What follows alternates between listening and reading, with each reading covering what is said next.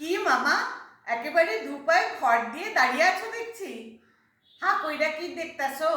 ভূত দেখলা নাকি? না না, ভূত না, ভূত না, আমি অভিভূত। কেন?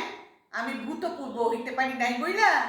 মামা, মামা গো, কও শোনা, আবেগের জল মনের মধ্যে চাইপা রাখতে নাই, থ্রম্বোসিস হইয়া যাইব। সত্যি মামা, তোমাকে এরকম সশরীরে সজ্ঞানে দাঁড়িয়ে থাকতে দেখবো, এ আমি স্বপ্নেও ভাবিনি। কেন?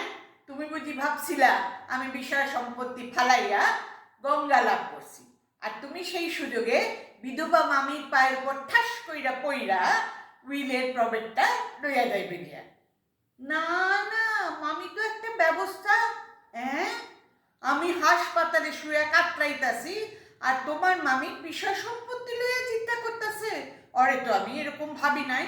আমি ভাবছিলাম ও একেবারে কর্পোরেশনের ফিল্টার জলের মতন স্বচ্ছ। এই তো দেখতেছি পাইপলাইনের মধ্যেই বিষাক্ত কীট। আরে ধুত্তেরিকা, অসুখ হয়ে মাথাটা গেছে। কি বলি আর কি ভাবছে।